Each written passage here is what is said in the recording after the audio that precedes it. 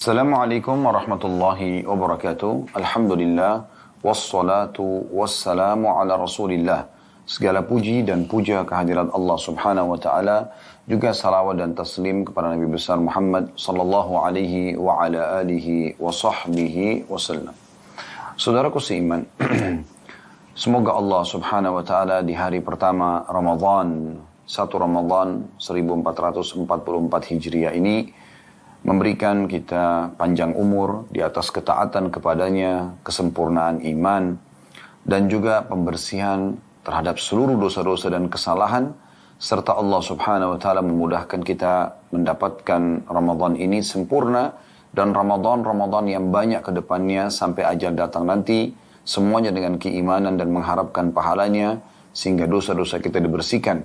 Semoga Allah menolong kita dan memudahkan kita untuk melalui puasanya, dan sholat malamnya, begitu juga dengan membaca Al-Quran, zikir, berdoa, sedekah, dan seluruh ibadah-ibadah yang lainnya.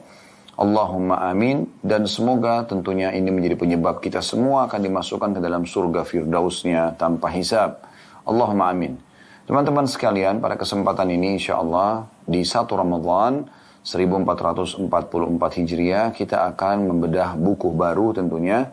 Setelah sebelumnya kita sudah menyelesaikan buku Qudi Zawjatan Najihah, jadilah istri yang sukses, yang diterjemahkan oleh penerbit dengan Menuju Rumah Tangga yang Bahagia, ditulis oleh Dr. Najlah Hafizahullah.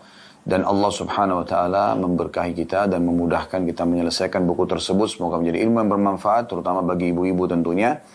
Dan insya Allah pada hari ini kita akan masuk ke bedah buku yang berbeda, yang akan rutin dikaji insya Allah setiap Kamis pukul 13.00 waktu Indonesia Barat, yaitu 35 sababan li ghufrani dzunub fi dhaw'il kitab was sunnah, atau 35 amal pelebur dosa. Ya, kalau terjemahan letterletnya ya, sesuai dengan panduan dari Al-Quran dan juga sunnah. Ditulis oleh Fatin bin Abdul Aziz, penerbitnya Darut Thayyibah Al-Khadra di Mekah.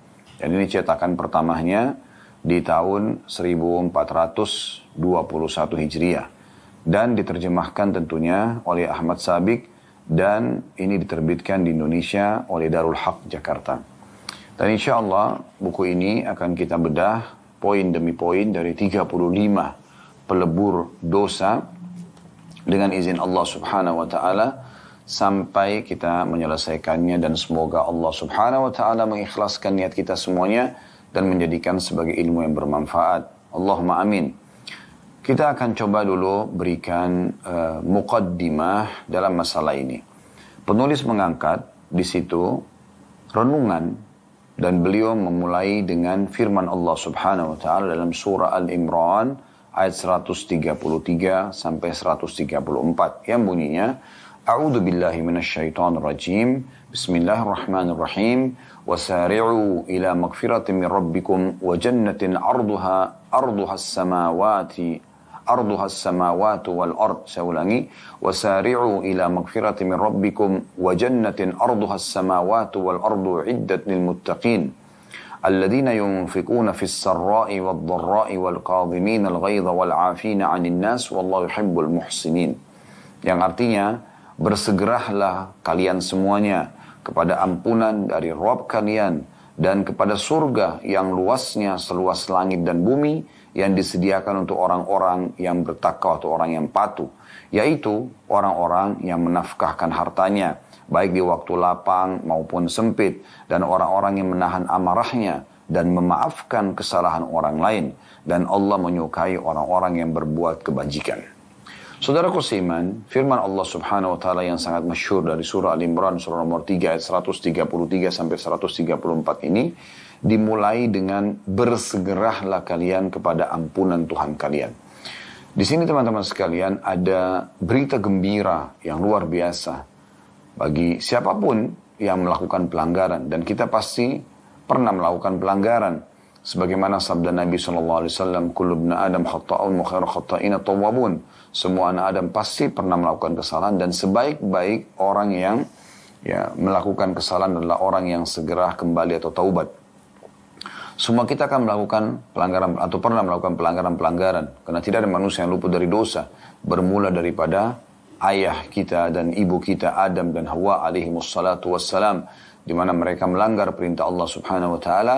Lalu Allah mengajarkan cara untuk bertaubat. Kemudian dia pun bertobat. Dan Allah menerima taubatnya. Dan ini adalah sebuah pelajaran penting ya. Bukan berarti dari bahasan kita ini orang menggampang-gampangkan sambil mengatakan, oh kalau begitu kita buat dosa aja. Toh juga memang dosa pasti akan terjadi dalam kehidupan kita. Bukan seperti itu memahaminya. Kalau ada orang baru akan melakukan dosa, maka kita akan mengatakan jangan lakukan dosa tersebut. Karena dosa ini akan ada efek jerahnya. Akan ada hukuman ya, dari Allah subhanahu wa ta'ala tergantung besar kadar dosa yang dia lakukan.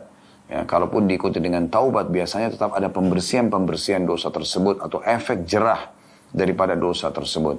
Tapi bagi orang yang sudah terlanjur terjerumus dalam dosa, nah ini yang kita titik beratkan. Apa yang harus dilakukan oleh orang yang sudah terlanjur terjerumus dalam dosa? Maka caranya adalah dia segera kembali kepada Tuhannya dan dia jangan berputus asa. Karena syaitan akan berusaha menjerumuskan anak Adam untuk melakukan perbuatan dosa. Setelah itu, dia akan selalu membisikkan kalau tidak akan diampuni dosanya. Supaya pelaku dosa tadi, atau agar pelaku dosa tadi, tidak lagi mau bertaubat. Dan dia menganggap atau bersangka buruk dengan Tuhannya kalau Allah tidak akan mengampuninya karena besarnya dosa yang dia lakukan. Padahal Allah subhanahu wa ta'ala memaafkan dosa sebesar apapun. Sebanyak apapun, selama hamba itu ingin kembali kepada Tuhannya. Dan Allah maha tahu pelanggaran apapun yang sudah kita lakukan. Banyak sekali kesaksian para sahabat yang mengatakan dia sudah melakukan pelanggaran dosa begini dan begitu. Begitu juga kaum salafus salih. Ya. Namun, Nabi alaihissalatu wassalam menyampaikan berita gembira kepada mereka bahwasanya Allah akan menerima taubat mereka. Seperti hadis tentang ya, orang yang membunuh 99 jiwa dan dia datang kepada seorang abid, ahli ibadah. Kemudian dia mengatakan, saya telah membunuh 99 jiwa, apakah ada kesempatan untuk saya bertaubat? Orang itu mengatakan tidak ada. Maka dia pun membunuh orang itu dan dia menyempurnakan 100 orang korbannya. Lalu dia datang kepada seorang alim, orang yang punya ilmu. Dan ini penting sekali ya. Maka dia datang kepada seorang alim dan mengatakan, saya telah membunuh 100 jiwa. Maka apakah ada kesempatan saya untuk taubat dan kembali kepada Allah? Maka dia mengatakan tentu saja. Allah maha pengampun. Kemudian orang itu pun niat ingin bertobat dan orang alim ini mengatakan pergilah ke negeri ini dan itu, ditunjukkan sebuah negeri. Dan kata beliau, dan jangan kembali ke negerimu karena negeri yang kau akan pergi adalah negeri yang baik dan negerimu adalah negeri yang buruk. Maksudnya penuh dengan orang pelaku dosa. Maka orang itu pun jalan, di tengah jalan subhanallah dia meninggal dunia. Dan Allah subhanahu wa ta'ala pada saat itu mengutus kepadanya 2 malaikat. Satu malaikat rahmah yang mengambil ruhnya orang-orang beriman. Dan satu adalah malaikat penyiksa. Ya. Satu malaikat penyiksa yang malaikat ini akan mengambil ruhnya para pembangkang dan pelanggar. Maka pada saat itu Allah SWT mendatangkan malaikat ketiga yang menengahi mereka. Dan mengatakan ukurlah jarak. Ya. Kalau dia lebih dekat kepada negeri yang dia akan pergi, maka diambil ruhnya oleh malaikat penyayang atau kasih sayang yang membawa ruhnya ke surga. Dan kalau akan membawa ruhnya ya, nah itu menandakan dia akan menjadi ahli surga. Dan kalau jarak ke negeri yang dia tadinya bermaksiat lebih dekat, maka yang mengambil ruhnya adalah malaikat penyiksa. Ya. Maka Allah subhanahu wa ta'ala mendekatkan jarak ke negeri ya, yang dia akan pergi taubat, memperbaiki keadaannya dan menjauhkan jarak negeri yang dia tadinya bermaksiat dan itu hanya beda sejengkal atau sekian jaraknya saja. Makanya dia pun diambil ruhnya oleh malaikat rahmat atau kasih sayang. Dan ini menandakan teman-teman sekalian, seberat apapun dosa yang kita lakukan, maka Allah subhanahu wa ta'ala akan memaafkan. Dikuatkan juga dalam surah Az-Zumar ya. Qul ya ibadiyalladzina asrafu ala anfusihim la taqnatu min rahmatillah innallaha yaghfiru dzunuba jami'a. Al-ayah yang artinya, katakanlah hai Muhammad kepada hamba-hambaku, jangan mereka berputus asa untuk selalu kembali kepada Tuhannya Allah, karena Allah akan memaafkan semua dosa-dosa. Ya. Jadi Allah SWT itu maha pengampun. Allah menginginkan kita selamat dan Allah tidak ingin kita celaka tentunya. Dalam sebuah riwayat Bukhari juga dijelaskan bagaimana baginda Nabi alaihi salatu wassalam Pada saat melihat seorang ibu yang mendapatkan anaknya di kancah peperangan, kemudian yang tadinya kehilangan anak tersebut, dia kemudian sangat gembira dan sangat bahagia melindungi anak tersebut, ya. Bahkan kalau saya tidak salah dalam riwayat itu menyusui anak itu, ya. Maka Nabi SAW mengatakan kepada para sahabat, apakah kalian lihat ibu itu dengan bayinya? Mereka mengatakan iya.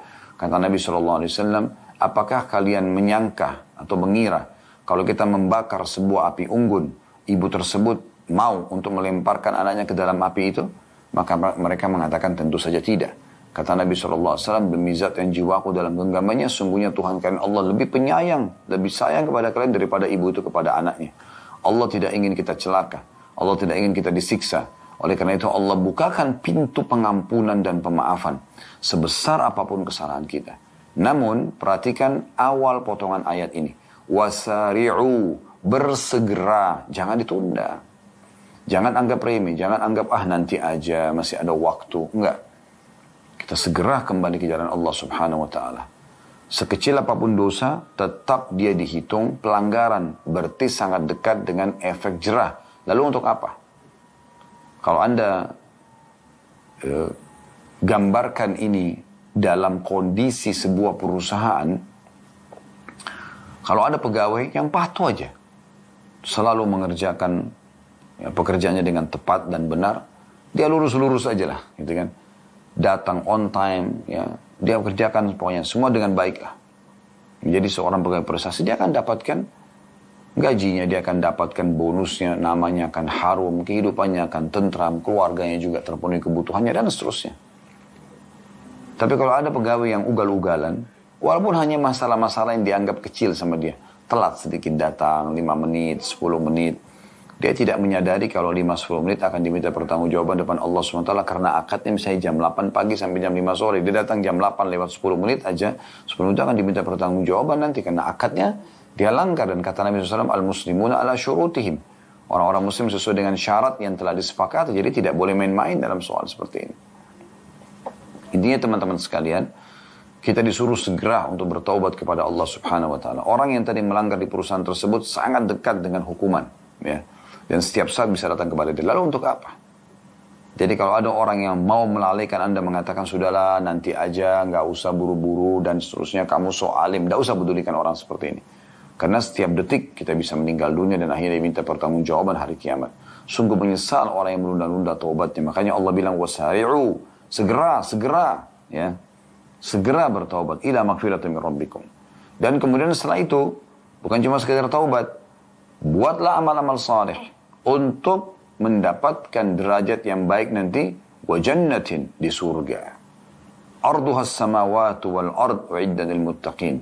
Yang luasnya seluas langit dan bumi, dijanjikan untuk orang-orang yang patuh. Lalu Allah sebutkan ciri orang-orang yang patuh, alladzina yunfikuna fis sarra'i wad dharra, orang yang suka memberikan sedekah, bersedekah, menafkahkan hartanya dalam kondisi dia lapang atau sempit, ya. Wal kadhiminal ghaidh, dan bisa menahan emosi pada saat dia mampu melampiaskan. Wal afina 'anil nas, dan orang yang suka memaafkan orang-orang lain. Allah yuhibbul muhsinin, dan Allah menyukai orang-orang yang berbuat kebajikan.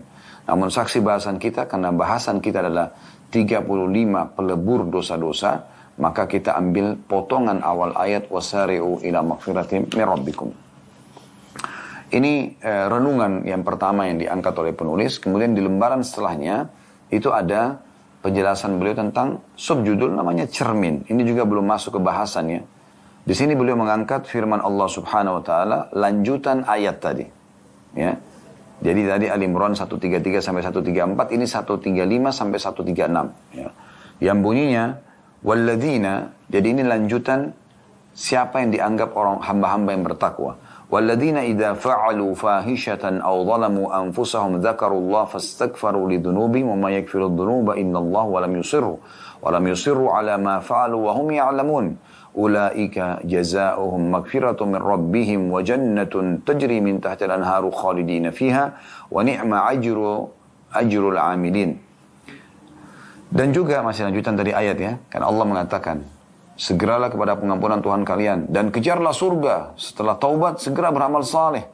supaya derajat tinggi di surga. Yang luasnya luas langit dan bumi dijanjikan untuk orang yang bertakwa. Siapa orang yang bertakwa? Disebutkan cirinya. Yang pertama, orang yang suka menyedekahkan hartanya dalam keadaan dia lapang ataupun dia sempit. Kemudian orang yang bisa menahan emosinya pada saat dia mampu melampiaskan. Kemudian orang-orang yang disebutkan wal qadimin wal afin 'anil nas, orang suka memaafkan orang lain dan Allah menjadikan orang yang berbuat kebajikan. Itu di 134-nya. 135-nya Allah mengatakan, dan ini saksi bahasan kita. Dan juga orang-orang yang apabila mengerjakan perbuatan keji, pelanggaran, dosa, sekecil apapun ya dosa tersebut, atau menganiaya diri mereka sendiri, mereka membuat diri mereka buat kesalahan sehingga bisa kena hukuman, ya, maka mereka mengingat Allah pada saat itu, lalu memohon ampun terhadap dosa-dosa mereka. Mohon maaf ya Allah, astagfirullah, tubuh ilaih. Sekecil apapun, apalagi kalau sudah sampai besar dosanya. Ya.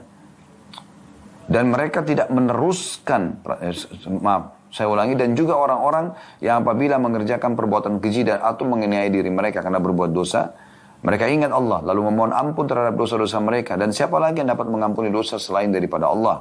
Lalu Allah mengatakan, dan mereka tidak meneruskan perbuatan kejinya itu, sedang mereka mengetahuinya.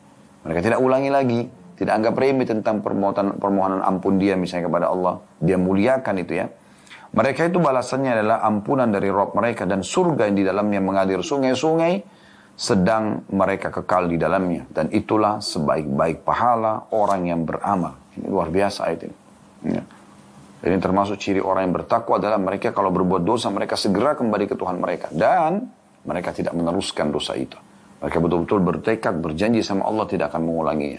Karena astagfirullah artinya saya memohon maaf ya Allah, wa atubu ilaih, dan saya berjanji tidak akan mengulanginya. Jadi memang dia tidak mengulangi perbuatan tersebut ya, sehingga betul-betul dia dalam kondisi aman dan selamat dari dosa itu lagi ya. Ibnu Katsir, seorang ahli tafsir, menyebutkan dalam tafsirnya bahwa Anas bin Malik radhiyallahu anhu berkata, telah sampai berita kepadaku bahwa iblis menangis saat ayat ini turun. Bahwasanya iblis menangis saat ya ayat ini turun. Imam Ahmad meriwayatkan dalam musnadnya dari Abu Sa'id radhiyallahu anhu dari Rasulullah SAW, beliau berkata, iblis berkata, wahai Rabbku, demi kebesaranmu, aku akan senantiasa menyesatkan hamba-hambamu selama ruh-ruh mereka di tubuh mereka. Maka Allah pun berfirman, demi kebesaran dan keagunganku, aku akan senantiasa mengampuni mereka selama mereka meminta ampunan kepadaku. Subhanallah, saudaraku seiman. Saya pribadi melihat taubat, istighfar adalah sebuah bonus yang sangat besar dari Sang Pencipta Allah. Terlebih lagi sekarang ada berada di bulan Ramadan, bulan yang penuh dengan keberkahan, bulan di mana seluruh dunia umat Islam berusaha untuk menjadi orang yang lebih dekat kepada Allah Subhanahu wa taala. Di bulan inilah kita memperlihatkan persaingan kita positif dalam hal ibadah dan taubat kepada Allah, kepada Sang Pencipta Allah Subhanahu wa taala. Semoga Allah jadikan kita hamba-hamba yang berada di saf-saf pertama, orang-orang yang terbaik di setiap saat, terutama di Ramadan dan Ramadan yang akan datang insyaallah di hadapan Sang Pencipta Allah, dan kita akan meraih derajat yang tertinggi di dunia dan juga di akhirat. Allahumma amin. Ya Allahumma amin, Allahumma amin. Dan saya doakan juga semoga semua teman-teman yang ikuti live ini dan juga siaran ulang ini nanti akan mendapatkan manfaat daripada doa yang tadi kami sampaikan. Saudaraku seiman, taubat, istighfar, kembali kepada Allah Subhanahu wa taala sebuah kenikmatan. Dan jangan terus lalai mengulang-ulangi dosa yang sudah kita lakukan. Sekali lagi, kita mungkin bisa terjerumus dalam dosa atau pernah terjerumus. Namun, bukan kita harus selalu berlama-lama dalam dosa tersebut. Segera tinggalkan. Karena dia akan mengganggu kualitas ibadah Anda, iman Anda. Anda akan susah sekali untuk khusyuk di saat Anda masih melakukan perbuatan dosa. Dan rugi kalau orang kehilangan kenikmatan ibadah. Ya, sholat tidak khusyuk. Padahal sebenarnya lebih nikmat kalau kita khusyuk. Nyaman kalau kita bisa menikmati setiap gerakan dan bacanya, tapi penghalangnya adalah dosa. Berapa banyak orang yang jadi malas bersedekah, malas berzikir, malas berdoa, malas mengerjakan segala macam ibadah karena dosa sumbernya. Dosa itu penyebabnya. Ya. Kalau Anda sudah merasa Anda malas ibadah, dosa, segera istighfar dan taubat kepada Allah. Kemudian kalau Anda punya permasalahan, Anda belum menemukan solusinya, sakit tidak sembuh-sembuh, usaha tidak sukses-sukses, ya, pendidikan yang tidak selesai, apalah segala macam masalah, sumber masalahnya dosa. Istighfar kepada Allah, kembali Allah akan perbaiki. Ya. Jadi kita kembali kepada Allah SWT. Makanya sebagian salaf mengatakan, sebenarnya Allah telah memberitahukan sumber semua masalah kalian. Semua masalah sumbernya satu. Dan Allah juga memberikan solusinya. Sebagian mereka mengatakan, Al-Quran sudah mengajarkan kepada kalian tentang sumber masalah kalian. Dan juga sudah memberitahukan solusi dari sumber masalah itu. Semua masalah sama, satu masalah. Yaitu dosa. Dan solusinya adalah istighfar. Mohon ampun kepada Allah Subhanahu wa Ta'ala. Ini hal yang luar biasa. Bukan hanya ucapan lisan teman-teman sekalian, tapi bagaimana kita renungi, kita resapi. Betul-betul kita merasa bersalah, kita mohon kepada Allah Subhanahu wa Ta'ala agar dibersihkan dari dosa-dosa tersebut. Semoga Allah mudahkan tentunya. Dan sangat indah orang kembali kepada Allah. Ya, merenungi kebesaran Allah Subhanahu wa Ta'ala, khawatir kena hukuman Allah Subhanahu wa Ta'ala. Kita terus saja memohon dengan tulus dari hati, dan kita minta agar setelahnya, Allahumma inni ala dzikrika wa syukrika wa husni ibadatik. Ya Allah, tolonglah hambamu ini agar selalu saja ya berzikir, bersyukur dan memperindah dan menyempurnakan ibadah untukmu. Selalu kita baca itu supaya akhirnya Allah Subhanahu wa Ta'ala memberikan kita kesempatan untuk berada di rel-rel orang-orang beriman dan merasakan kenikmatan iman tersebut.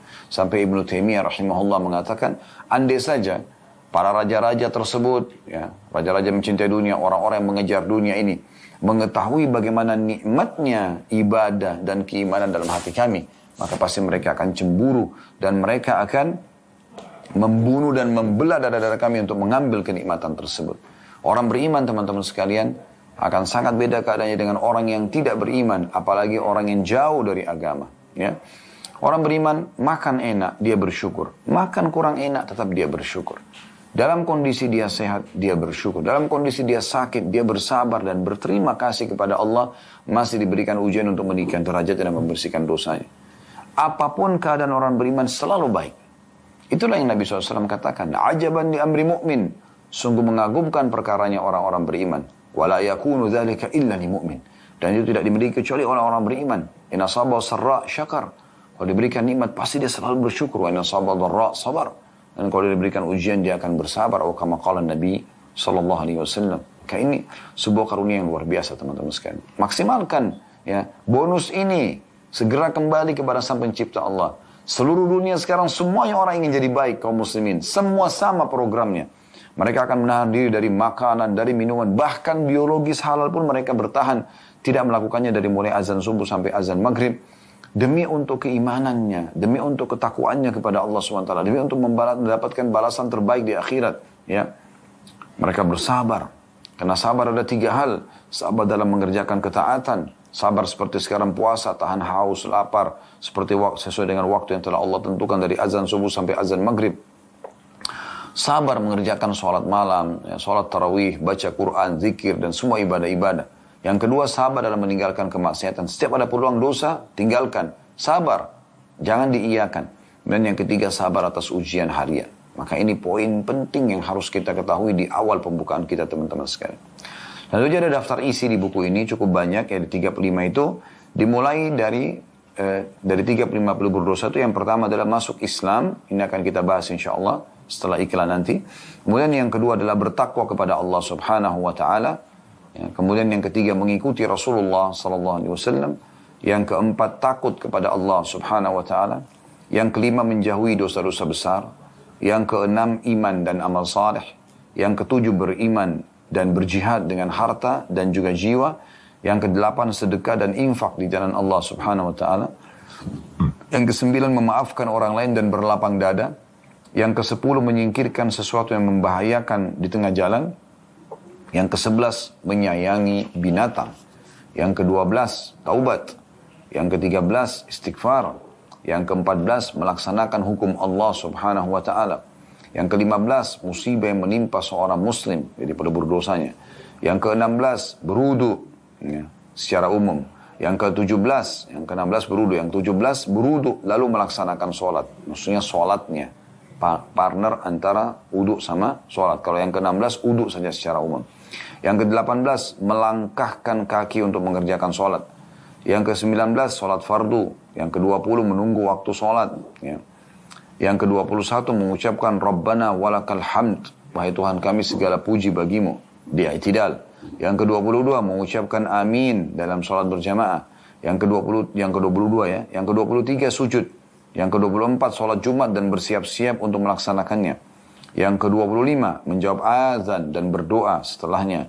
Yang 26 sedekah dan juga amar ma'ruf dan nahi mungkar. Yang ke-27 puasa Ramadan. Yang ke-28 sholat tarawih. Yang ke-29 sholat pada malam Lailatul Qadar. Yang ke-30 haji. Yang ke-31 umrah. 32 duduk dalam majlis zikir atau ilmu. Yang ke-33 rutin mengucapkan la ilaha illallah. Yang ke-34 mengucapkan subhanallahi wa bihamdi. Dan yang ke-35 bertasbih. Inilah kurang lebih judul-judul bahasan yang akan dibedah dalam buku ini tentunya. Teman-teman sekalian, berhubungan dengan masalah 35 pelebur dosa. Ya. Di situ sebelum masuk ke amal yang pertama, ada kata pengantar juga yang cukup menarik untuk disinggung ya. Di situ ada singgungan tentang firman Allah Subhanahu wa taala surah Az-Zumar ayat 56 ya. Yang berbunyi antakula nafsun ya hasrata ala ma farrattu fi jambillah. Ya, segera bertobat, segera beramal saleh agar jangan ada yang mengatakan amat besar penyesalanku atas kelalaianku dalam menunaikan kewajiban terhadap Allah. Dalam surah Az-Zumar ayat 56. Bagi teman-teman yang belum pegang bukunya, karena ini hari pertama kita membedahnya, bisa Anda membuka surah Az-Zumar ayat 56. Di mana memang Allah Subhanahu wa taala mengingatkan nanti orang mati, banyak orang yang menyesal. Dan mereka mengucapkan ini, Allah sudah berikan kita bocorannya. Isinya adalah, dia mengatakan, ya jangan ada yang mengatakan amat besar penyesalanku atas kelalaianku dalam menunaikan kewajiban kepada Allah. Nah itu. Nanti akan ada penyesalan itu. Ya. Itu juga diangkat surat Tahrim ayat 8. Ya ayyuhalladzina amanu tubu ilallahi taubatan nasuha. Hai orang-orang yang beriman, segeralah taubat kepada Allah dengan taubat yang semurni-murninya. Sebelum datang penyesalan tadi. Dalam surah Az-Zumar 56, maka segera taubat. Karena orang taubat itu akan selamat dari penyesalan. Ya. Dia kembali kepada Allah Subhanahu wa ta'ala. Dan taubat nasuha yang disinggung dalam surah Tahrim ayat 8. Ya, yaitu taubat yang sungguh-sungguh. Disertai dengan penyesalan terhadap dosa yang telah lalu. Serta bertekad untuk tidak mengulanginya. Makanya Umar bin Khattab radhiyallahu anhu pernah ditanya mengenai taubat nasuha, jawab beliau, taubat nasuha adalah apabila seseorang bertaubat atas perbuatan jahatnya dan tidak akan mengulanginya selamanya. Pernyataan semacam ini banyak ditemukan dalam perkataan para ulama salaf. Ibnu Qayyim rahimahullah berkata, taubat termasuk maqam atau tingkatan orang-orang yang sedang menuju kepada Allah Subhanahu wa taala. Karena taubat adalah permulaan, pertengahan sekaligus akhir dari peringkat tersebut. Maka hamba itu tidak akan pernah meninggalkannya sampai akhir hayatnya. Artinya, walaupun dia sudah taubat nih, tetap aja diikutin selama hidupnya sampai dia wafat, kalau dia selalu beristighfar dan bertobat. Walaupun dia sudah pernah bertobat kepada Allah. Itu orang yang tulus, yang nasuha seperti itu. Selalu saja diikuti keinginan sekali untuk mengulang-ulangi taubat tersebut.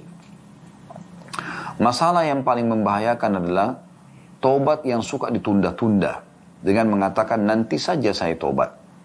Adapun yang melalaikan mereka untuk berbuat adalah panjang angan-angan, badan yang masih sehat, ketergantungan terhadap dunia yang sangat besar, sehingga mereka menganggap nggak masalah, buat dosa aja dulu, gitu kan? Tanpa menyadari dan syaitan membuat mereka lalai kalau mereka setiap detik bisa meninggal, bukan hitungan hari, hitungan detik mereka bisa meninggal dan akan diminta pertanggungjawabannya, gitu kan? Oleh karena itu kita harus hati-hati sekali. Yahya bin Mu'ad berkata rahimahullah, yang menghalangi taubat seseorang adalah panjangnya angan-angan. Dan tanda-tanda orang yang taubat adalah mencucurkan air mata penyesalan, senang menyendiri, serta introspeksi diri dalam setiap keinginannya sehingga tidak ceroboh dalam mengambil sebuah keputusan. Ya. Dan tentu di sini ada diangkat firman Allah Subhanahu wa taala dalam surah Az-Zumar ayat 53 sampai 54 yang tadi sudah kita bacakan. Saya ingatkan kembali ya. Qul ya ibadiyalladzina asrafu ala anfusihim la taqnatu min rahmatillah innallaha yaghfiru dzunuba jami'a innahu huwal ghafurur rahim wa anibu ila rabbikum wa aslimu lahu min qabli an ya'tiyakumul adzabu thumma la tunsarun. Katakanlah hai Muhammad, hai hamba-hambaku kata Allah, yang melampaui batas terhadap diri mereka sendiri. Sudah terlalu banyak dosa dan pelanggarannya. Janganlah kamu berputus asa dari rahmat Allah. Sesungguhnya Allah mengampuni dosa-dosa semuanya. Ya, sesungguhnya Dia yang Maha Pengampun lagi Maha Penyayang. Dan kembalilah kamu segera kepada Tuhanmu dan berserah dirilah kepadanya sebelum datang azab kepadamu. Maksudnya orang yang terus lalai, akhirnya ditimpa azab dan siksaan, kemudian kamu tidak dapat ditolong lagi. Oleh karena itu kita mohon kepada Allah Subhanahu wa taala, semoga kita termasuk hamba-hambanya yang taubat nasuha, dan setelah taubat ini sibuk dengan amal saleh dan terus mengejar derajat-derajat yang tinggi di surga tentunya. Baik teman-teman sekalian, kita akan masuk insya Allah pada kesempatan ini di amal pertama yang akan meleburkan dosa-dosa. Namun sebelumnya saya mengajak seluruh teman-teman yang mengikuti acara ini, baik secara langsung ataupun siaran ulang, jangan lupa teman-teman sekalian selalu memberikan dukungan terhadap channel-channel dakwah. Apakah channel dakwah kita ini atau channel-channel yang lain yang menyampaikan sesuai dengan dalil Al-Quran dan Sunnah, sesuai juga dengan pemahaman para salafus salih dan orang-orang salih sebelum kita. Dukungan Anda di YouTube tentunya dengan like, dengan komen yang positif, dengan di-share di Facebook dan juga di Instagram, dengan Anda follow misalnya. Ini sangat luar biasa. Anda juga akan ikut serta berpahala sebagaimana juga pemateri dan teman-teman tim semua akan mendapatkan pahala insya Allah, dan semoga Allah ikhlaskan niat kita. Selalu share, selalu dukung teman-teman sekalian karena ini akan sangat bermanfaat buat diri kita tentunya dan bagi umat Islam yang membutuhkannya. Karena begitu banyak channel-channel di luar sana yang memang menyaingi channel-channel kebaikan dari kemaksiatan kepada Allah Subhanahu wa taala, dan banyak sekali pendukungnya yang akhirnya mereka akan panen dosa-dosa tentunya. Dan kita sedang membahas masalah peleburan dosa. Harusnya kita menyadari tentang masalah hati-hatinya ya, tentang masalah dosa tersebut karena efeknya sangat luar biasa. Saya sudah bahasakan tadi, semua sumber permasalahan kita ada di dosa dan solusinya adalah istighfar dan taubat. Baik teman-teman sekalian, kita akan masuk di amalan yang pertama, yaitu masuk Islam. Subhanallah, ini adalah amalan yang luar biasa ya. Bagaimana Islam itu pada saat seseorang menganutnya akan menjadi penyebab seluruh dosa-dosanya akan dimaafkan di masa lalu. Ini karunia yang besar sekali yang harusnya kita fikirkan bersama-sama. Jangan pernah tinggalkan satupun dari kerabat Anda, dari kenalan Anda, atau bahkan orang yang tidak Anda kenal kebetulan ketemu. Kebetulan ketemu di mall, kebetulan ketemu di kereta api, kebetulan ketemu di bus, kebetulan ketemu di pesawat, kebetulan ketemu di ruang meeting, kebetulan ketemu di mana sajalah ya. Anda punya kesempatan untuk berbicara dengan seseorang yang masih non-muslim, tawarkan Islam kepada mereka. Tawarkan Islam kepada mereka. Jangan pernah berpikir Anda harus seperti Dr. Zakir Naik atau misalnya guru beliau Ahmad Didat untuk menguasai isi Alkitab, kemudian berdialog sama mereka. Jangan pikirkan itu. Ada orang mungkin yang levelnya ke sana, tapi Anda adalah seorang muslim, punya sebuah produk namanya Islam. Anda tinggal mengajak siapapun untuk berbicara dan mendapatkan penjelasan tentang Islam. Hanya sebatas itu. Pertanyaan Anda pertama adalah kepada mereka, apakah sudah tahu tentang Islam? Atau apa pendapat Anda tentang Islam? Kita hanya butuh 5 menit saja. Kalau dia mengatakan, oh setahu saya Islam itu baik, udah positif. Oke, kita tinggal timpali itu dengan menjelaskan, emang Islam itu baik dan mudah. Dia adalah panduan hidup. Kita jadi tahu siapa Tuhan kita tahu apa yang diperintahkan, mana yang boleh, dan kita tahu apa yang dilarang atau mana yang tidak dibolehkan. Simple saja, di dunia kita akan dapatkan kebahagiaan karena tahu mana makanan, minuman, pakaian, transaksi, ya, bisnis misalnya, kemudian juga pergaulan yang boleh dan tidak boleh. Nah itu kita jadi terawasi dan bagus sekali. Dan Islam datang selalu memberikan yang halal diikuti dengan thayyibah, artinya berkualitas, gitu kan? Kalau dia misalnya bicara tentang Islam tidak baik, Islam itu garis keras, Islam itu teroris, Islam itu apa saja, maka biarkan dia berbicara, setelah itu baru Anda jelaskan. Itu kan pendapat Anda tentang Islam. Kalau menurut kami sebagai seorang muslim, agama kami begini dan begitu. Jelaskan apa adanya. Apa yang Allah mudahkan dalam lisan Anda bahasakan. Anda tidak pernah tahu kalimat mana, kata mana yang menjadi penyebab bisa memasukkan Islam dalam hatinya. Berapa kali orang yang masuk Islam di tangan kami datang, subhanallah, ke kantor atau kami ketemu berpapasan, lalu kemudian syahadat, ya. Kemarin tiba-tiba ada satu orang masuk ke media, kemudian minta untuk syahadat, lalu kami pandu dari handphone dengan mudahnya gitu. Ya. Dan kadang-kadang mungkin tidak masuk akal kita sebagai seorang muslim. Ada yang hanya karena mendengar azan kemudian tertarik masuk Islam. Ada yang hanya karena melihat busana muslim dan muslimah, bagaimana pakaian mereka begitu tertutup dan rapi, maka juga masuk Islam. Ada yang tertarik karena melihat setiap muslim tetangganya selalu atau temannya selalu menuju ke masjid. Ada yang hanya sekedar dari akhlaknya, ada yang sekedar dari bacaan Al-Qur'annya, ada segala macam. Ya. Hidayah di tangan Allah Subhanahu wa taala. Maka ingat poin ini teman-teman sekalian, ya. Baik. Di sini penulis mengangkat dalil pertama dalam sebuah hadis diriwayatkan oleh Bukhari dari Abu Sa'id Al-Khudri radhiyallahu anhu, sesungguhnya dia mendengarkan Rasulullah sallallahu alaihi wasallam bersabda, "Idza aslama al-'abdu fa hasuna islamuhu yukaffiru Allahu anhu kulla sayyi'atin kana zalafaha wa kana ba'da dhalika al-qisas." Al-hasanatu bi'ashri amthaliha ila 700 di'fin was-sayyi'atu bimithliha illa an yatajawazallahu anha. Artinya, kata Nabi SAW, apabila seseorang masuk Islam dan bagus keislamannya, dia betul-betul menjadi muslim yang patuh. Apa yang Allah halalkan dia nikmati, yang diperintahkan dia kerjakan, yang dilarang dia jauhi. Ya. Maka Allah akan menghapus seluruh dosa yang pernah dia lakukan. Kejahatan apapun yang pernah dilakukan di masa dia sebelum muslim, akan dimaafkan semuanya. Lalu setelah itu, mulai setelah dia masuk Islam, mulailah ada pembalasan. Ya. Kalau dia berbuat baik, satu kebaikan akan dibalas dengan 10 kebaikan atau 10 balasan, sampai 700 kali lipat balasan. Dan kalau dia berbuat satu pelanggaran agama, kejahatan, dosa, kriminal, hanya akan dibalas dengan yang semisalnya. Hanya catat satu dosa saja. Kecuali Allah mengampuninya. Subhanallah, perhatikan ya. Jadi kalau orang masuk Islam, semua dosa masa lalu dimaafkan. Dan, ya, plus lagi, teman-teman sekalian, kalau dia berbuat baik setelah itu, ya, dia berbuat setelah itu, maka akan dicatat 10 kali lipat, bahkan 700 kali lipat. Ya. Dan kalau dia buat dosa, hanya catat satu dosa saja. Itu pun, kalau masih di bawah masyiatillah, atau di bawah naungan Allah. Insya azaba wa insya ghafaralah. Kalau Allah mau, Allah maafkan. Kalau Allah mau, Allah akan hukum dia.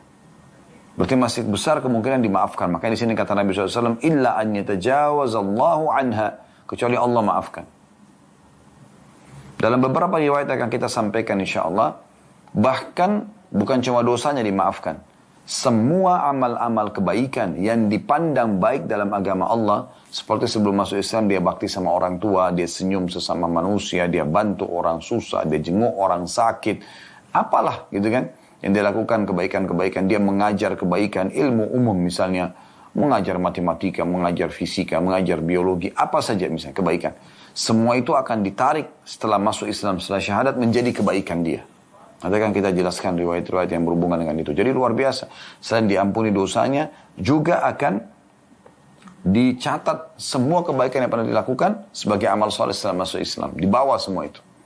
Sebelum syahadat tentu tidak bisa dihitung kebaikan, ya.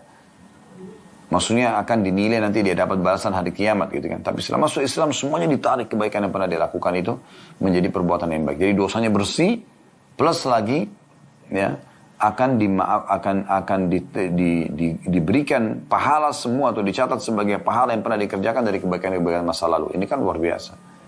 Kalau Anda mengatakan kalau gitu Ustaz enak benar orang yang masuk Islam ya maka saya kan sudah terlanjur lahir dalam keadaan Islam ya. Anda berarti dari lahir, dari mulai balik Anda sudah punya kesempatan untuk beramal kan gitu.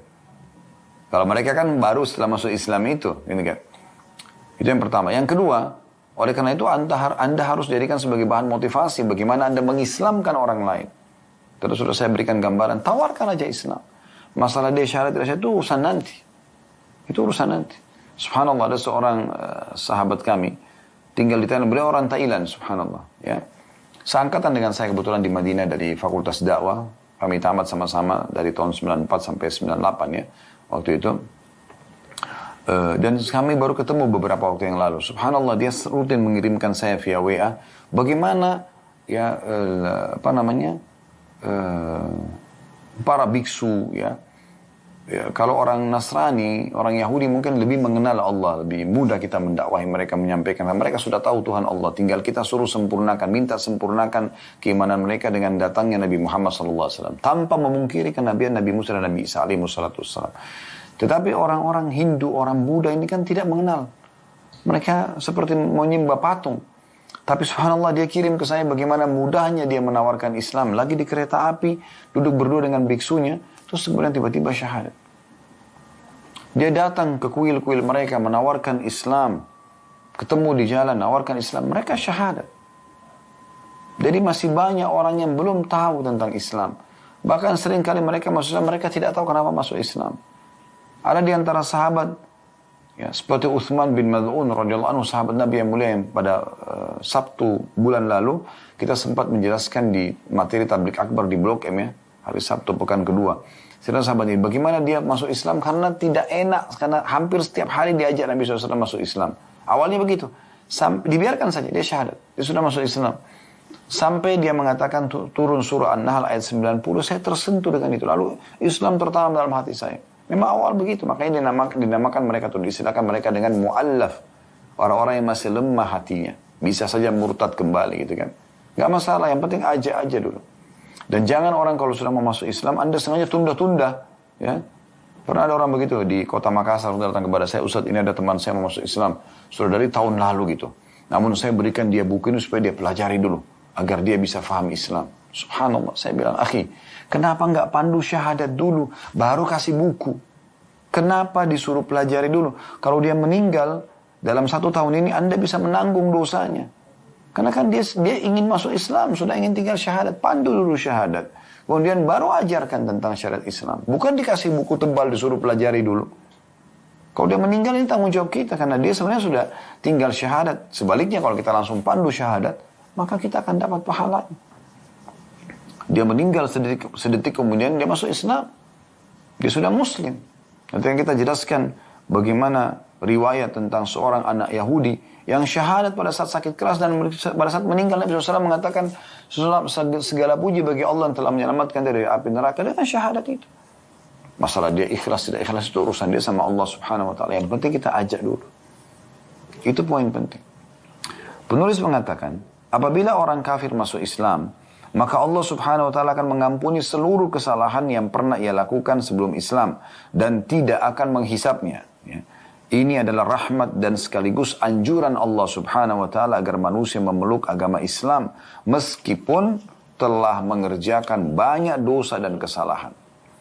Ini semua karena rahmat Allah sangat luas jika mereka memeluk agama Islam.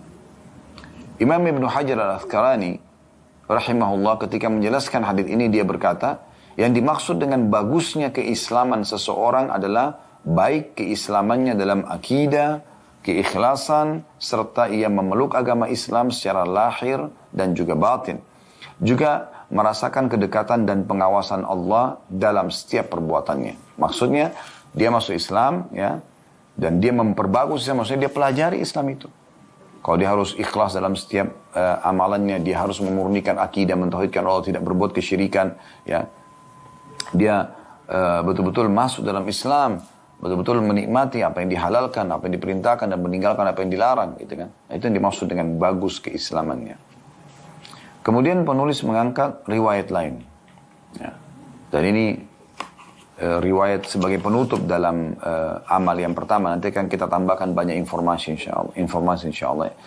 Dinukil dari Abu Shumasa Al-Muhri rahimahullah, seorang tabi'in, dia mengatakan, kami membesuk Amr bin As radhiyallahu anhu, sahabat Nabi yang mulia, pada saat dia sedang sakaratil maut, menjelang kematiannya.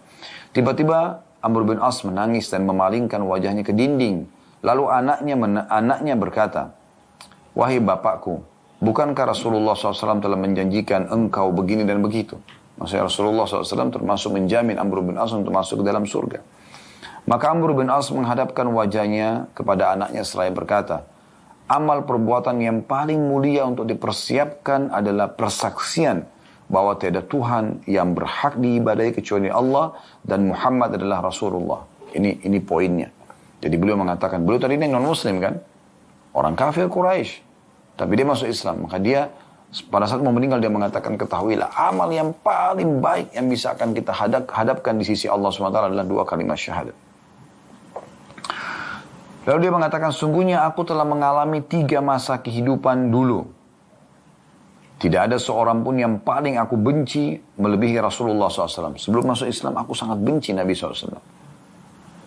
Tidak ada yang mampu membuatku senang kecuali bisa membunuh beliau. Seandainya aku mati pada saat itu, benci Rasulullah SAW dan juga ingin membunuhnya, gitu kan, maka tentu saja ya, aku akan jadi penghuni neraka. Lalu tak kala Islam merasuk dalam hatiku, aku datang kepada beliau lalu berkata, ulurkan tanganmu, ulurkan tangan kananmu untuk aku baiat. Jadi waktu Amr bin As masuk Islam, dia mengelilingkan telapak tangannya kepada Nabi SAW mengatakan, ulurkan tangan anda ya Rasulullah, gitu kan. Ini untuk masuk Islam. Lalu Rasulullah SAW mengulurkan tangan kanannya, tangan kanan beliau, dan aku memegang erat-erat tangan beliau. Maka Rasulullah SAW mengatakan, ada apa denganmu wahai Amr? Kenapa tidak langsung syahadat saja? Kenapa kok langsung tiba-tiba pegang dengan erat tangan Nabi SAW? Maka Amr mengatakan, aku menjawab, aku mempunyai sebuah syarat. Maka Nabi SAW mengatakan, apa syaratmu? Jawabku, diampuni semua dosa-dosaku. Karena aku punya kesalahan banyak nih. Dulu benci sekali sama anda. Aku juga ingin membunuh anda. Banyak kesalahanku gitu. Bisa gak dimaafkan?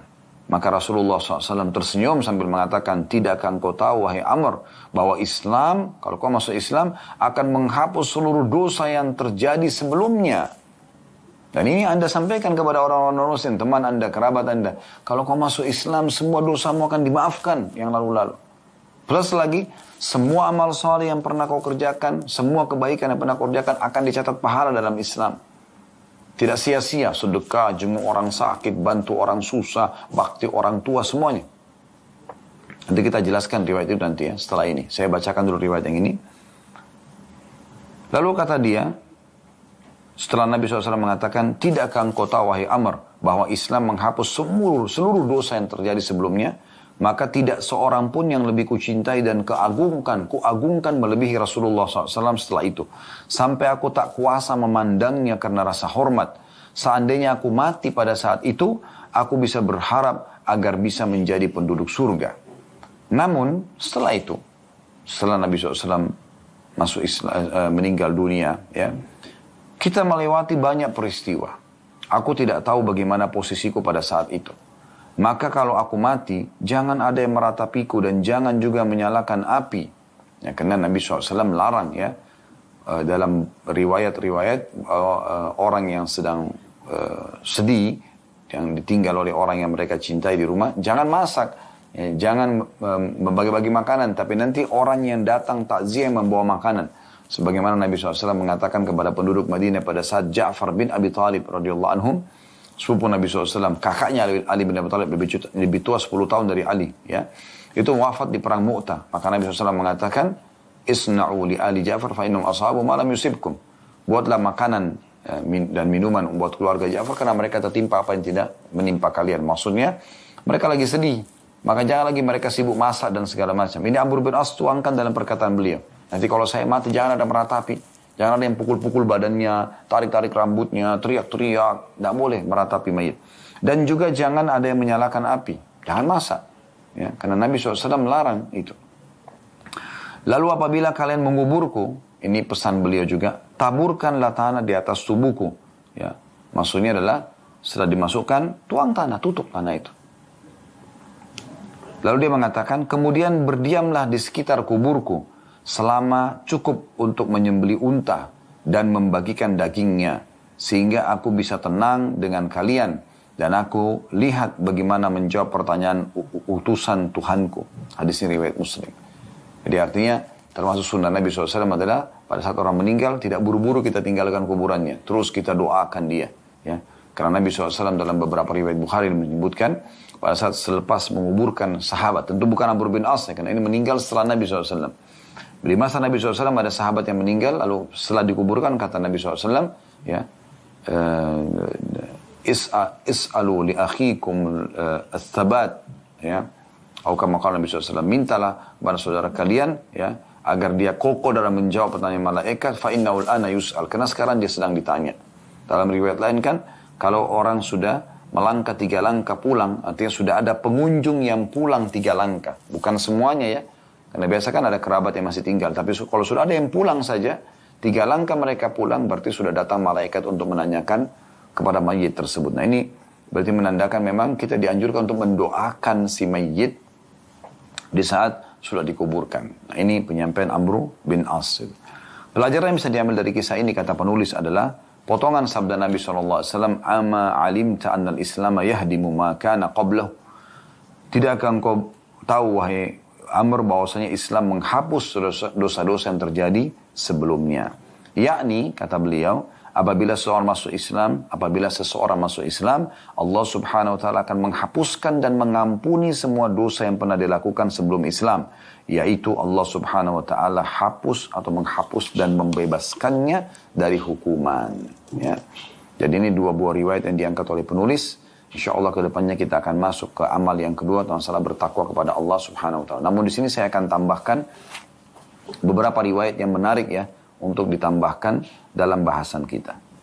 Termasuk tadi yang saya janjikan ya, kalau bukan hanya sekedar dibersihkan dosa orang yang masuk Islam, tapi justru amal-amal kebaikan akan dibawa semua dalam Islam setelah dia meninggal dunia.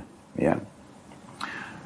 Disebutkan dalam sebuah riwayat dari Abu Hurairah radhiyallahu anhu, qala Rasulullah sallallahu alaihi wasallam, Rasulullah SAW bersabda, "Idza ahsana ahadukum islamah," kalau seseorang di antara kalian ya memperbaiki dan menyempurnakan, membaguskan Islamnya, fakullu hasanatin ya'maluha tuktab bi asyri amsalihha ila 700 di'fin. Semua amal soleh yang dia pernah kerjakan akan dicatatkan 10 kali lipat, bahkan 700 kali lipat yang dia kerjakan setelah masuk Islam. Wa kullu sayyi'atin ya'maluha tuktab bimithliha hatta yalqallah. Dan kalau dia buat dosa, hanya catat 1 dosa saja sampai dia bertemu dengan Allah Subhanahu wa taala. Nah, dalam riwayat yang lain dari Hakim ibn Hizam radhiyallahu anhu, qala, beliau berkata, qultu ya Rasulullah, aku pun berkata, wahai Rasulullah. Hakim ibn Hizam seorang tokoh Quraisy yang akhirnya masuk Islam ya. Beliau mengatakan, ara'aita asya'a kuntu atahannatsu biha fil jahiliyah. Bagaimana dengan amalan-amalan baik yang pernah aku kerjakan di masa jahiliyah? Min sadaqatin, dari sedekah, au ataqatin, atau pembebasan budak, au silaturahim, atau silaturahim, berhubungan baik dengan kerabat. Fahal fiha min ajrin, apakah ada balasannya setelah saya masuk Islam ini? Kan dulu saya kerjakan tuh sebelum masuk Islam. Maka faqala Nabi sallallahu alaihi wasallam, maka Nabi SAW bersabda kepada Hakim bin Hizam radhiyallahu anhu, aslamta ala ma salafa min khair. Ya. Kata Nabi SAW, sungguhnya engkau telah masuk Islam beserta semua kebaikanmu yang dahulu. Nah ini luar biasa ini ya. Bagaimana orang yang masuk Islam mendapatkan keutamaan ini tentunya teman-teman sekalian. Dan hadis tadi yang pertama itu disebutkan oleh Imam Muslim, dan hadis yang kedua diriwayatkan oleh Imam Muslim juga ya. Jadi 2 buah riwayat ini semua disebutkan oleh Imam Muslim. Baik teman-teman sekalian, ditambah juga dengan riwayat-riwayat lain yang menguatkan tentang masalah ini ya. Seperti riwayat terhindarnya seseorang dari api neraka ya. Tadi sudah saya singgung riwayat ini sebenarnya ya. Bagaimana Anas bin Malik meriwayatkan sebuah kisah unik. Qala kana gulamu Yahudiyun yakhdimun Nabiyya sallallahu alaihi wasallam. Ya. Dulu ada seorang anak muda Yahudi pernah membantu Nabi SAW atau menjadi pembantu Nabi SAW. Famarida fa'atahu Nabiyya sallallahu alaihi wasallam, atau fa'atahu Nabiyyu sallallahu alaihi wasallam ya, ya'udu. Maka pada saat satu hari dia pernah sakit, Nabi SAW datang menjenguknya. Faqa'ada inda ra'sihi. Maka Nabi SAW duduk di bagian kepala atau atas kepalanya. Faqala lahu aslim. Maka Nabi SAW berkata kepadanya, masuk Islamlah.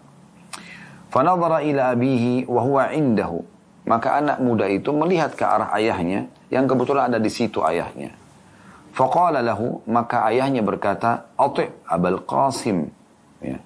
Patuhilah ayahnya Qasim sallallahu alaihi wasallam. Maksudnya, patuhlah kepada Muhammad sallallahu alaihi wasallam. Karena Abul Qasim julukan Nabi SAW. Al-Qasim anak pertama beliau laki-laki.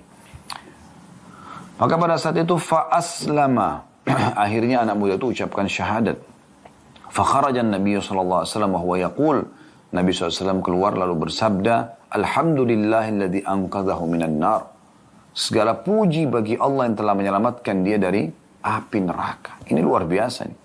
Syahadat diselamatkan dari api neraka. Ya. Ini diriwayatkan oleh Imam Bukhari riwayatnya. Ya. Ini luar biasa nih. Bagaimana anak muda ini karena masuk Islam langsung dijamin surga oleh Nabi alaihi salatu wassalam. Ya. Masalah dia ikhlas, tidak ikhlas, tadi saya katakan itu urusan dia sama Allah. Tapi Nabi SAW sebutkan kalau orang syahadat udah cukup. Ya. Ini tentunya riwayat yang luar biasa.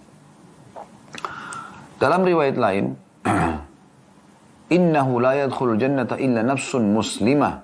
Sesungguhnya tidak akan masuk surga kata Nabi SAW kecuali jiwa muslim. Wa inna Allah la yu'ayyidu hadad din birrajulil fajir.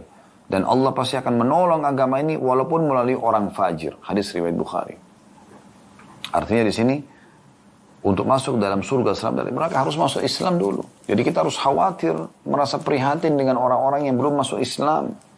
Semoga Allah berikan mereka hidayah. Sampaikan saja Islam sambil kita doakan. Ya, itu poin luar biasa gitu. Dalam riwayat lain, kata Nabi SAW dari hadits Abdullah bin Amr bin As radhiyallahu anhuma, anna Rasulullah SAW qala, Rasulullah SAW bersabda, qad aflaha man aslam.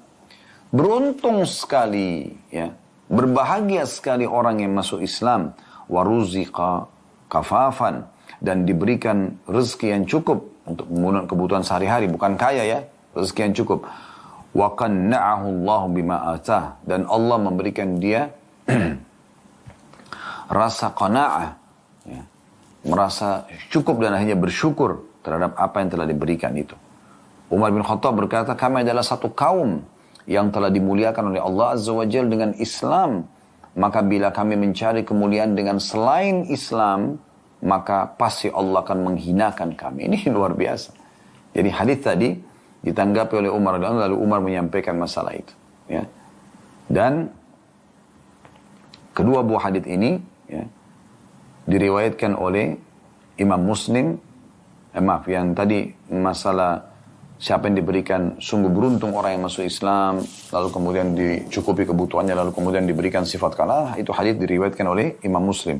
Sementara perkataan Umar lalu diriwayatkan oleh Al-Hakim dalam kitab Mustadraknya, ya, dan ini disetujui dan disahihkan juga oleh Az-Zahabi rahimahumullah. Ini luar biasa ya, bagaimana penyampaian-penyampaian ini sebenarnya harus dipikirkan baik-baik. Dan juga ya, Nabi SAW menyampaikan dalam hadis yang lain, kalau ada rumah yang sudah lahir dari kecil, sudah Islam mereka, atau rumah itu ditawarkan Islam dan mereka terima Islam, maka itu berarti Allah Subhanahu wa Ta'ala menginginkan kebaikan buat mereka. Dalam sebuah riwayat kata Nabi SAW, ayyuma ahla baitin minal arabi wal ajam, penghuni rumah manapun, baik dari kalangan Arab atau orang-orang ajam selain orang Arab, aradallahu bihim khaira, Allah inginkan kebaikan bagi mereka, adkhala alaihimul Islam, maka Allah akan masukkan Islam ke dalam hati mereka atau ke dalam rumah tersebut. Thumma taqa'ul fitanu ka'annaha dhulal, kemudian setelah itu barulah terjadi fitnah-fitnah seakan-akan naungan awan. Maksudnya mulailah terjadi godaan-godaan untuk melanggar agama, untuk meninggalkan Islam. Tapi awalnya Allah sudah kasih mereka perangkatnya. Mereka masuk Islam. Termasuk Anda tentunya, ya, yang lahir dalam keadaan Islam. Itu karunia yang luar biasa Allah berikan. Karunia yang luar biasa yang Allah Subhanahu wa Ta'ala berikan, ya. Karena dengan seperti itu Anda akan, ya, punya peluang banyak beramal saleh. Namun tetap ada fitnah-fitnah terjadi setelahnya. Maksudnya ada ujian-ujian karena syaitan tidak ingin tentunya kita masuk Islam. Ya. Tidak ingin kita masuk Islam, dan itu penting untuk kita garis bawahi, ya. Bahwasanya bukan berarti kita masuk Islam lalu kemudian syaitan tidak goda, tidak. Pasti akan tidak goda kita, pasti akan goda kita. Hadis ini diriwayatkan oleh Ahmad juga Al-Hakim. Ya. Selanjutnya ada sebuah riwayat juga yang menurut saya penting untuk kita sampaikan, ya. Riwayat Al-Bara ibn Azib radhiyallahu anhu. Beliau berkata, yaqul, atan Nabi sallallahu alaihi wasallam, telah datang kepada Nabi sallallahu alaihi wasallam rajulun muqanna'u bil hadid, seseorang laki-laki yang menggunakan pakaian besi, seperti baju perang kepada Nabi SAW. Faqal, lalu berkata, ya Rasulullah, uqatil au uslim, uqatil au aslim, atau uslim tepatnya. Apakah saya langsung ikut berperang atau saya masuk Islam dulu? Qala aslim thumma qatil. Kata Nabi SAW, masuk Islam dulu baru kamu berperang. Ya. Fa aslama thumma qatal faqutil. Lalu orang itu masuk Islam, kemudian dia ikut berperang dan dia pun mati terbunuh. Faqala Rasulullah SAW, maka Nabi SAW mengatakan, amila qalilan wa ujira kathiran. Orang ini berbuat ringan, hanya masuk Islam, dan akan dibalas dengan balasan yang sangat banyak. Karena dengan ini dia masuk surga. Karena dengan ini dia masuk surga. Ini luar biasa, ya, penyampaian Nabi alaihi salatu wassalam, dan ini diriwayatkan oleh Imam Bukhari. Dan sekian banyak tentunya, ya, dalil-dalil yang menyampaikan hal-hal yang seperti ini tentang keutamaan orang yang masuk Islam, ya. Karena itu kita jangan ragu-ragu teman-teman untuk menawarkan Islam kepada siapapun, ya, karena mereka memang membutuhkan Islam itu. Mereka membutuhkan Islam itu, ya. Dan bagi orang-orang mukmin maka mereka akan, kalau berbuat baik, Anda berbuat ketaatan seperti sekarang bulan puasa, Anda berbuat amal baik, Anda akan dapat balasannya di dunia, akan dapat balasannya di akhirat. Bagi orang-orang kafir, kalaupun ada mereka buat baik, ya, tapi seperti bakti sama orang tua, jenguk orang sakit, bersedekah, dan mereka tidak masuk Islam, kan syaratnya agar bisa berubah menjadi amal soleh dalam Islam, dia harus syahadat. Kalau dia tidak syahadat, maka Allah akan balas hanya di dunia saja kebaikan itu. Allah akan berikan dia kesehatan, keturunan. Namun setelah itu, di akhirat dia tidak akan dapat apa-apa. Itu dijelaskan dalam sebuah riwayat yang sahih. Rasulullah SAW bersabda, Inna Allaha la yadlimu mu'minan hasanah. Sesungguhnya Allah tidak akan pernah menzalimi satu kebaikan pun seorang mukmin. Yu'ti biha fid dunya wa yujza biha fil akhirah. Allah akan kasih balasan di dunia, kesehatan, kekuatan, keturunan, dan segala macam. Dan Allah akan tetap berikan balasan di akhirat. Bukan berarti dunia dikasih, di akhirat tidak dikasih.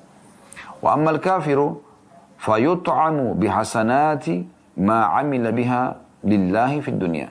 Sesungguhnya orang-orang kafir akan diberikan balasan dari perbuatan baik mereka yang mereka kerjakan, yang di dalam pandangan agama Allah benar, seperti tadi saya bilang, bakti sama orang tua, jenguk orang sakit dan segala macam, tapi di dunia saja. Hatta idza afdha ila al-akhirah lam yakun lahu hasanatan yujza biha. Sehingga pada saat dia menuju ke akhirat, maka dia tidak akan mendapatkan lagi balasan yang bisa dibalaskan untuk, ya, dia dari kebaikan tersebut. Hadis ini riwayat Imam Muslim. Jadi sebenarnya akan ada balasan diberikan kepada orang-orang itu kalau mereka masuk Islam. Allahu a'lam. Kalau ada benar dari Allah, kalau ada salah dari saya, mohon dimaafkan. Subhanakallahumma bihamdika asyhadu an la ilaha illa anta astaghfiruka wa atubu ilaik.